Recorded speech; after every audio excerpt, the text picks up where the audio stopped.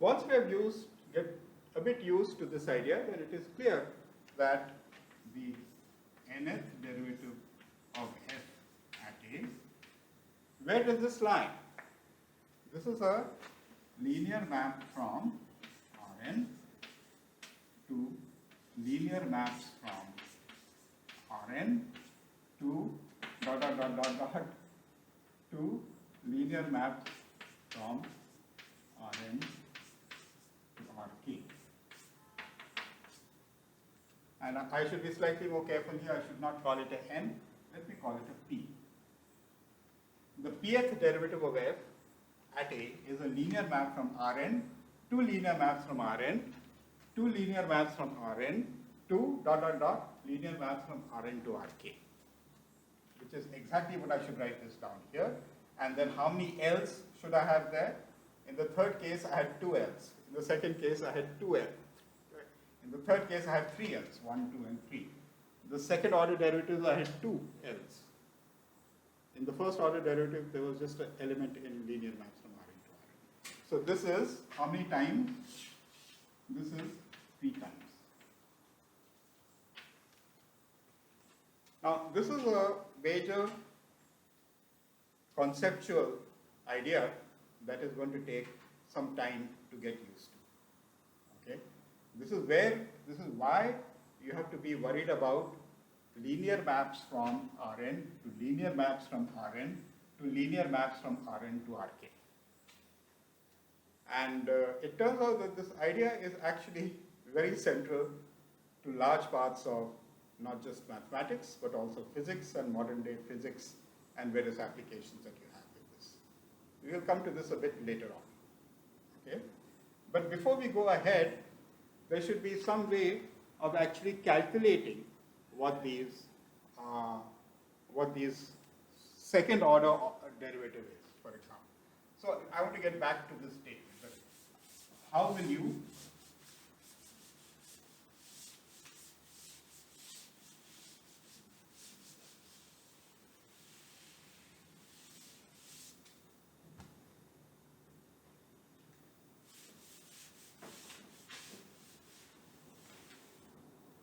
How will you calculate a second order derivative?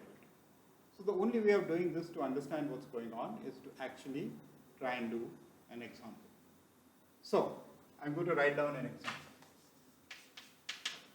F is from R2 to R3 is f of, the point here I'm going to call x in R2. So I'm going to take x1, x2. And the image is going to be in R3. So I should have 3 components. So let me write down some 3 components. x1 plus 5x2, then x1, x2 squared, and then say cosine of x1 plus x2. So this is my function f from x1 from R2 to R3. It is very easy to write down what the derivative of f at the point, I'm going to take some particular point here, so let me take the point 3, 4. What is this? This is a linear map from R2 to R3.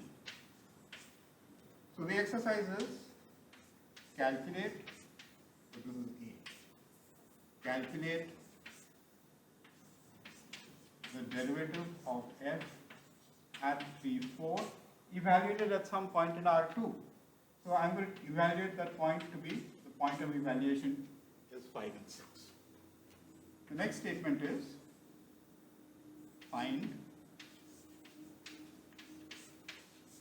g of x, which is derivative of f at x. Okay? Then this is a linear map from R2 to R3.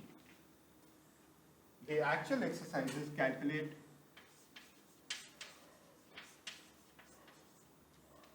the derivative of g at the point 1, 2.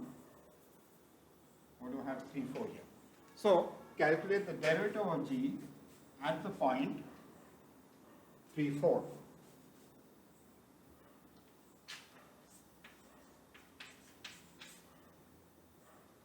Where should this lie? This quantity should be in, the second derivative should be a linear map from R2 to linear maps from R2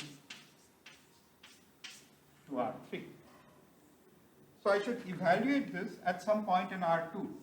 So I evaluated it at the point phi 6. This phi 6 is an element in this R2. And where should this quantity lie? This quantity should be an element in this space.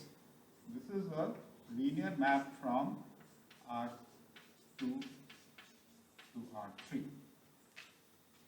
And therefore I should be able to evaluate it at some point in R2. The point I will take is 7, 8. Where is this? This is a point in R2. And now what should the answer lie in? The answer should lie, this whole thing should be an element in R3, which is this R3.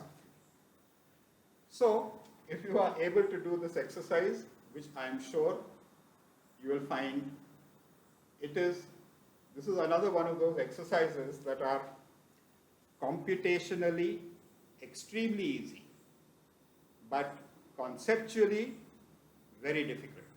There is no calculation in this. You have to understand what is meant by the derivative, the higher order derivatives, what is meant by a linear map, how do you represent a linear map by a matrix, and what is meant by partial derivatives on this. So there are lots and lots of, if you are able to do this,